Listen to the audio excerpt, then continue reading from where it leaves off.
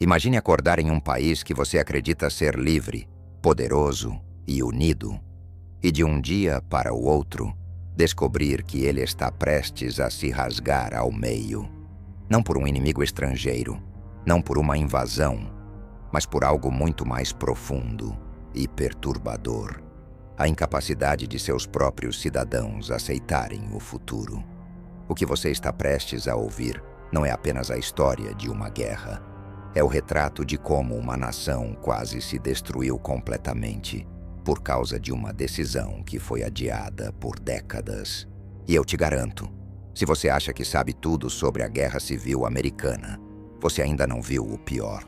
Antes de continuar, se esse tipo de história te prende, te faz refletir e te mostra o lado cru e real das guerras, deixa um like e se inscreve no canal.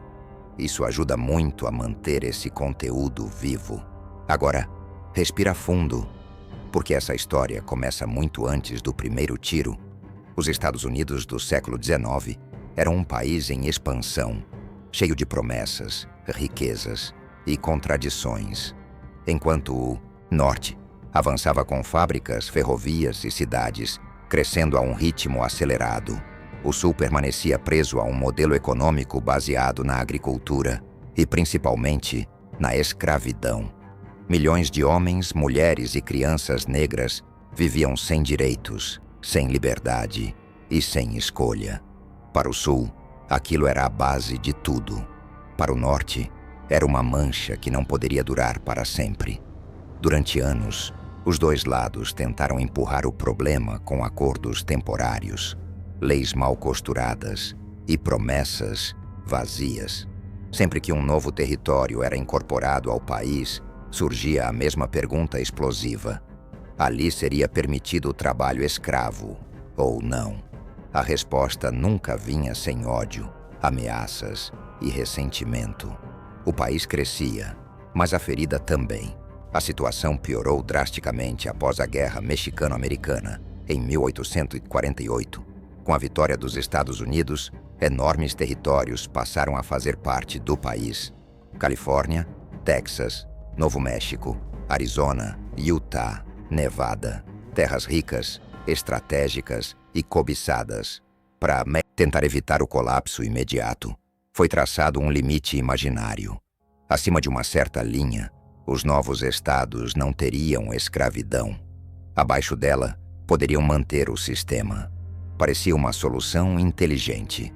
Na prática, era apenas uma bomba com o pavio aceso. O Sul sabia que o tempo não jogava a seu favor.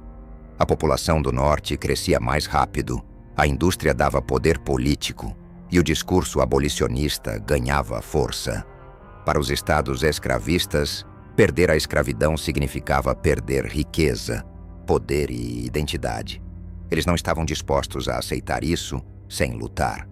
Foi nesse cenário tenso que chegaram as eleições de 1860. Um nome começou a causar pânico no Sul e esperança no Norte: Abraham Lincoln. Ele não era um radical revolucionário, mas defendia algo inaceitável para os estados escravistas: impedir a expansão da escravidão. Para o Sul, aquilo era apenas o primeiro passo para a destruição completa do seu modo de vida. Quando Lincoln venceu a eleição, o país não comemorou. O país tremeu. Antes mesmo de ele assumir a presidência, estados do Sul começaram a declarar sua separação da União. Carolina do Sul foi a primeira. Logo depois vieram Mississippi, Flórida, Alabama, Geórgia, Louisiana e Texas. Eles não queriam mais fazer parte dos Estados Unidos. Queriam formar uma nova nação, os Estados Confederados da América. Era um ato extremo. Nunca antes um grupo de estados havia tentado romper oficialmente com o país. Para eles, era uma questão de sobrevivência. Para o Norte, era uma afronta direta à própria existência da União. Ainda assim, Lincoln tentou evitar a guerra. Ele sabia que um conflito daquele tamanho seria devastador. Mas havia limites que não podiam ser ignorados. O ponto de ruptura veio em abril de 1861. quando forças confederadas atacaram o Forte Sumter, uma base militar federal. O ataque foi rápido, simbólico e definitivo. Não houve muitas mortes naquele dia, mas o impacto foi imenso. A mensagem estava clara. Não havia mais diálogo possível. A guerra começava ali. O país mergulhou no caos. Famílias foram divididas. Irmãos lutariam em lados opostos. Estados fronteiriços tentaram se manter neutros, mas a guerra não respeita neutralidade por muito tempo. Maryland, Missouri, Kentucky e Delaware viviam em um equilíbrio frágil, tentando não serem esmagados por nenhum dos lados. Milhões de homens se alistaram, muitos por idealismo, outros por pressão social, e muitos simplesmente porque não tinham escolha. Jovens que nunca tinham saído de suas cidades marchavam rumo a campos de batalha desconhecidos. Ninguém imaginava o que estava por vir. No começo, havia uma ilusão perigosa. Muitos acreditavam que o conflito seria rápido, quase uma demonstração de força. Alguns falavam em poucas semanas. Essa ilusão morreria muito cedo. As primeiras batalhas mostraram que ambos os lados estavam dispostos a pagar um preço absurdo pela vitória. O Norte tinha vantagem em números, indústria e logística. O Sul tinha generais experientes, soldados motivados e uma cultura profundamente enraizada de defesa do território. A guerra não seria decidida facilmente, enquanto políticos discursavam e jornais inflamavam o ódio. O povo comum começava a entender a realidade. Não se tratava apenas de escravidão ou política. Tratava-se de quem sobreviveria para contar a história. A cada dia, o conflito se tornava mais brutal, mais impessoal, mais destrutivo, e assim, sem volta possível. Os Estados Unidos entravam no conflito mais sangrento de toda a sua história. Um conflito que mudaria para sempre a ideia de liberdade, união e identidade nacional. Mas isso era só o começo, porque quando os primeiros grandes exércitos se encontraram frente a frente, o país descobriria que o verdadeiro horror da guerra ainda estava por vir. A guerra, agora, era realidade. Não havia mais discursos, nem promessas vazias. A partir daquele momento, cada decisão custaria vidas. O Norte e o Sul começaram a mobilizar tudo o que tinham. Homens comuns, agricultores, operários, jovens que nunca tinham disparado uma arma. Todos marchavam rumo a um futuro que não compreendiam totalmente. No início, muitos acreditavam que o conflito seria rápido. Alguns falavam em poucos meses. Outros diziam que uma grande batalha resolveria tudo. A verdade é que ninguém estava preparado para a escala da destruição que estava prestes a começar. Os Estados Confederados, mesmo em desvantagem industrial, possuíam algo poderoso, líderes militares experientes e uma população disposta a lutar até o fim para defender seu modo de vida. O Norte, por outro lado, tinha números, fábricas, ferrovias e uma marinha moderna capaz de controlar os mares e rios estratégicos. Logo nos primeiros confrontos, ficou claro que aquela não seria uma guerra comum. A primeira batalha de Bull Run chocou o país. Civis haviam ido assistir ao confronto como se fosse um espetáculo. Eles fugiram em pânico quando perceberam que aquilo não era um teatro, mas um massacre real. O Sul venceu e a mensagem foi clara. Essa guerra não terminaria facilmente. Meses depois, a segunda batalha de Bull Run confirmou o pesadelo da União. As tropas do Norte foram novamente derrotadas e um nome começou a circular com medo e respeito entre os soldados: Thomas J. Jackson. Rígido, implacável, rápido como poucos, ele se tornaria conhecido como Stonewall Jackson. Onde ele aparecia, a linha defensiva parecia intransponível. Para muitos, ele era o próprio terror encarnado no campo de batalha. Enquanto isso, Lincoln enfrentava pressão de todos os lados. Parte da população queria uma vitória imediata. Outros exigiam o fim definitivo da escravidão. Mas o presidente sabia que qualquer decisão precipitada poderia destruir de vez a União. A guerra precisava ser vencida militarmente antes de qualquer mudança profunda. O conflito avançava e ganhava proporções cada vez mais brutais. Em setembro de 1862, aconteceu um dos dias mais sangrentos da história americana. A Batalha de Antietam. Em apenas algumas horas, quase 6.000 homens morreram. O chão ficou coberto de corpos. Feridos agonizavam pedindo ajuda, e o cheiro da morte tomou o ar. O resultado foi inconclusivo, mas a guerra havia cruzado um limite psicológico. Aquilo não era mais uma disputa política, era uma máquina de moer gente. Mesmo sem uma vitória clara, Antietam deu a Lincoln a oportunidade que ele esperava. Com cuidado, ele anunciou a proclamação de emancipação. A partir daquele momento, a guerra não era apenas pela preservação da União, mas também pela libertação dos escravos nos estados rebeldes. A decisão mudou completamente o conflito. Internacionalmente, o Sul perdeu apoio. Internamente, a guerra ganhou um novo significado moral. Do lado confederado, a situação começava a se complicar. O bloqueio naval da União, parte do chamado Plano Anaconda, sufocava a economia do Sul. Algodão se acumulava nos portos sem poder ser exportado. Armas, munições e suprimentos se tornavam cada vez mais escassos. Mesmo assim, os confederados continuavam lutando, movidos por orgulho, medo e desespero. Enquanto isso, os exércitos cresciam. Milhões de homens estavam agora envolvidos em um conflito que parecia não ter fim. Doenças matavam mais do que balas. Campos de batalha se transformavam em lama, sangue e sofrimento. Hospitais improvisados operavam sem anestesia suficiente. Amputações se tornaram comuns.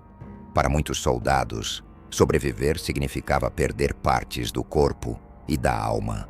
O Norte começou a aprender com seus erros. Novos generais surgiram. A guerra deixou de ser apenas defensiva e passou a ser uma campanha total. Ferrovias foram destruídas, cidades queimadas, plantações arrasadas. A lógica era simples e cruel: quebrar a capacidade do Sul de continuar lutando. Mesmo assim, os confederados ainda tinham esperança. A moral permanecia alta após vitórias importantes, e muitos acreditavam que uma grande batalha em território inimigo poderia forçar o Norte a negociar. Essa aposta levaria ao momento mais decisivo de toda a guerra. Em julho de 1863, 2 exércitos gigantescos se encontrariam em uma pequena cidade da Pensilvânia. Nenhuma das partes planejou aquilo, mas quando começaram a lutar, ninguém conseguiu parar. O que aconteceria ali mudaria o destino dos Estados Unidos para sempre. Na próxima parte, você vai acompanhar a batalha que se tornaria o ponto de virada da guerra.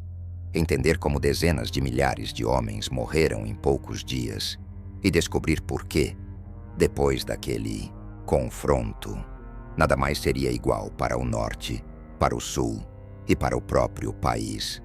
Quando os exércitos finalmente se encontraram em grande escala, qualquer ilusão de uma guerra curta morreu de forma violenta. O que começou como um conflito político se transformou rapidamente em uma máquina de destruição humana sem precedentes no continente americano. Cada avanço custava centenas de vidas. Cada recuo deixava campos cobertos por corpos que ninguém conseguia recolher a tempo.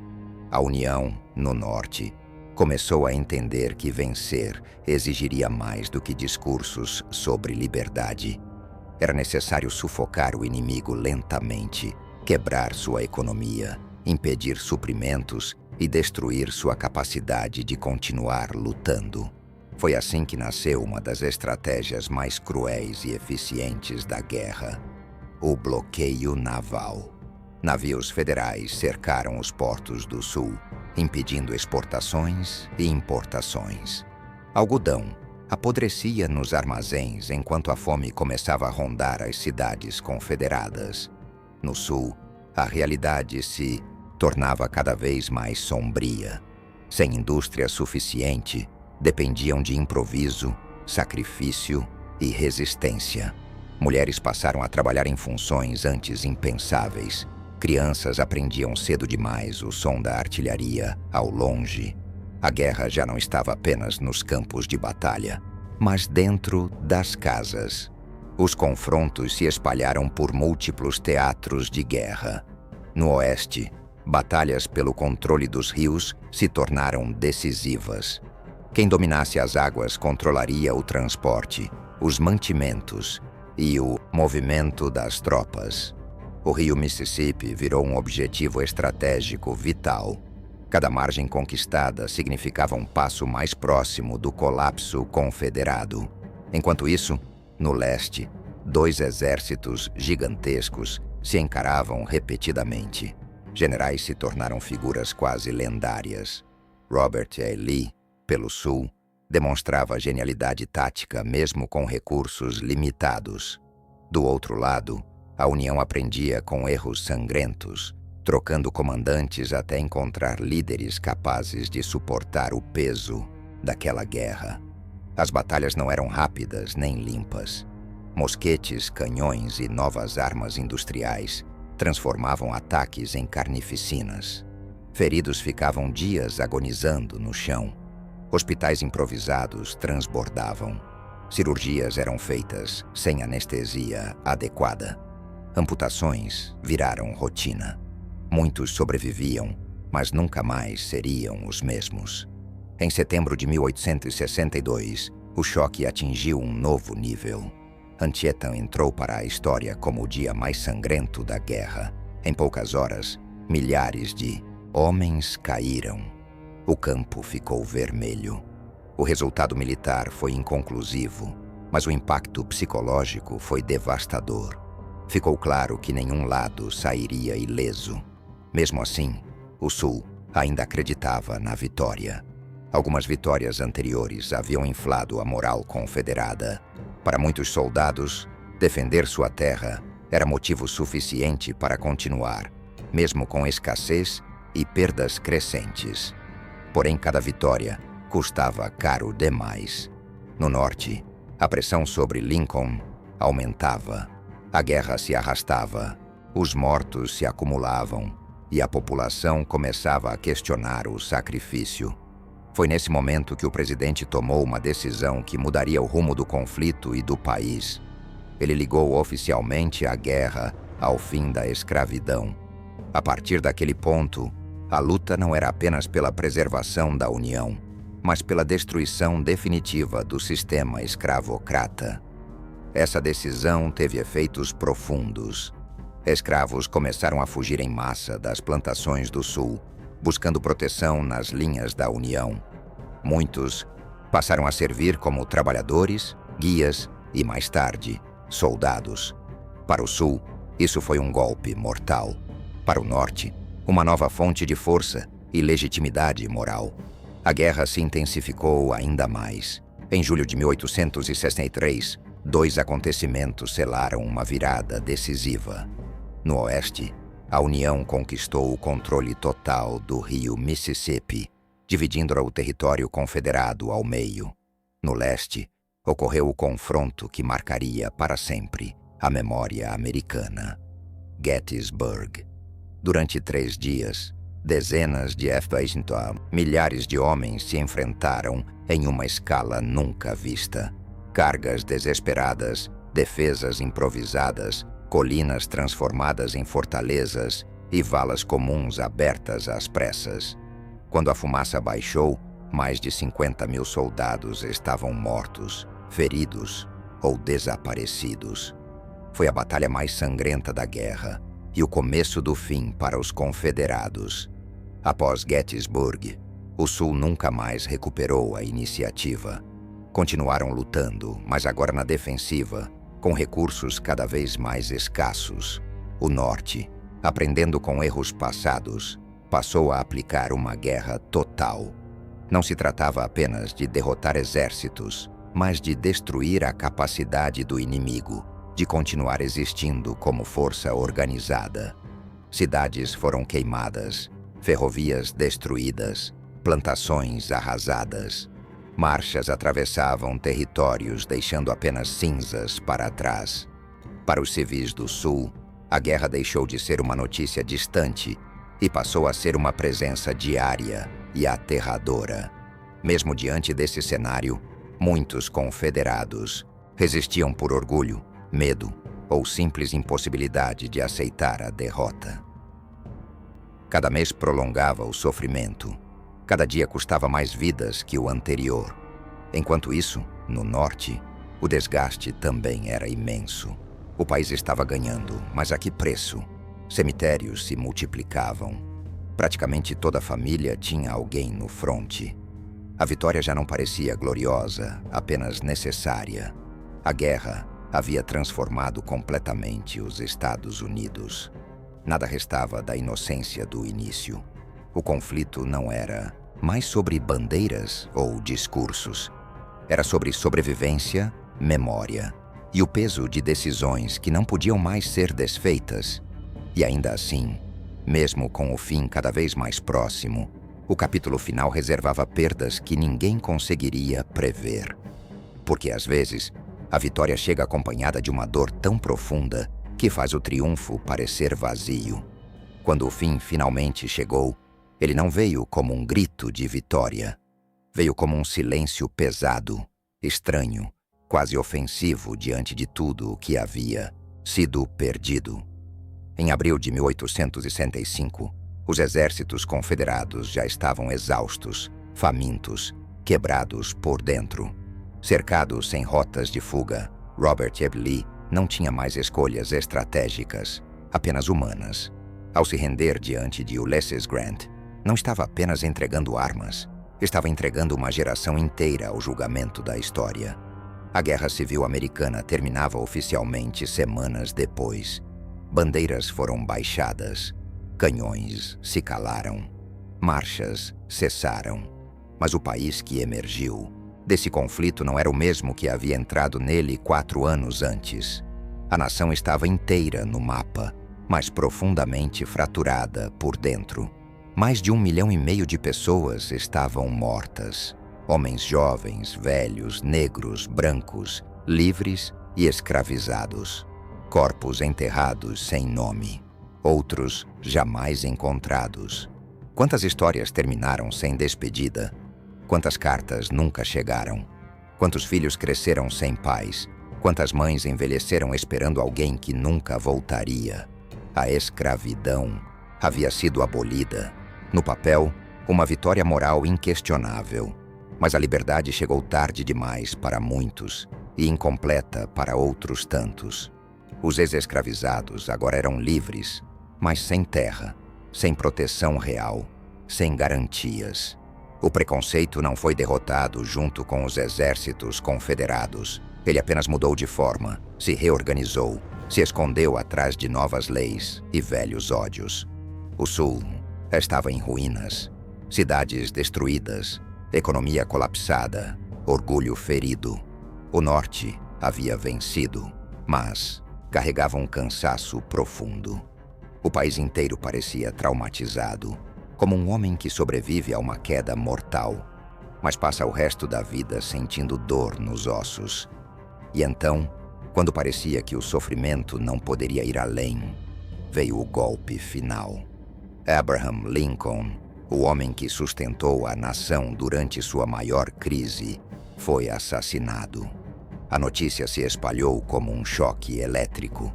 O líder que prometera reconstrução, reconciliação e justiça caiu antes de ver qualquer uma dessas promessas se cumprir. Foi ali que muitos americanos perceberam algo aterrador. Vencer a guerra não significava vencer o próprio passado. O conflito havia acabado, mas suas consequências estavam apenas começando. O país entrou em um período de reconstrução marcado por ressentimento, vingança e medo. Antigos inimigos agora precisavam conviver. Soldados voltavam para casa incapazes de dormir em silêncio. Alguns não conseguiam trabalhar. Outros nunca mais falaram sobre o que viram. O trauma não tinha nome naquela época, mas estava em toda parte. A guerra havia redefinido o papel do Estado, da indústria, do exército e da própria ideia de nação. Os Estados Unidos deixaram de ser um experimento frágil para se tornar uma potência moldada pelo sangue. Mas a pergunta que ficava era simples e cruel. Precisava mesmo ter sido assim? Ao olhar para trás, é impossível não sentir um desconforto profundo. Sim, a escravidão acabou. Sim, a união foi preservada. Mas o preço foi tão alto que ainda hoje ecoa. Até que ponto uma causa justa justifica uma tragédia dessa magnitude? Quantas vidas valem uma ideia?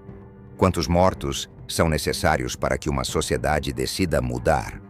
Essa não é apenas uma pergunta sobre o passado. É uma pergunta que atravessa séculos.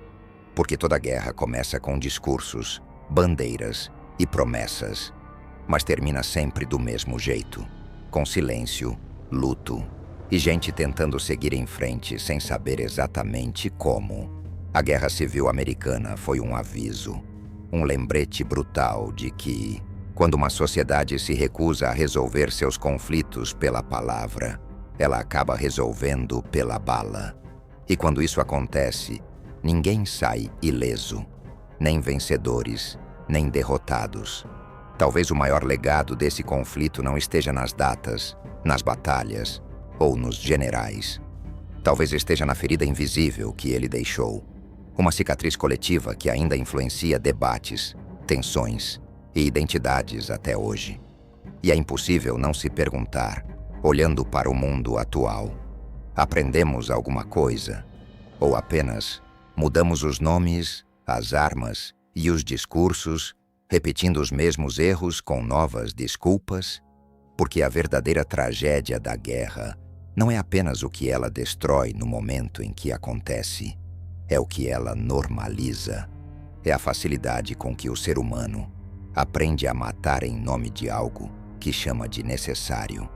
A Guerra Civil acabou em 1865, mas suas perguntas continuam vivas e talvez nunca encontrem respostas definitivas.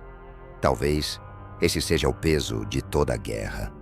Não apenas tirar vidas, mas nos obrigar a conviver para sempre com dúvidas que não têm solução. E no fim, quando esse último soldado é enterrado e a última bandeira é dobrada, resta apenas uma nação olhando para o próprio reflexo, tentando entender se o que sobreviveu foi justiça ou apenas a capacidade de continuar vivendo, apesar da dor.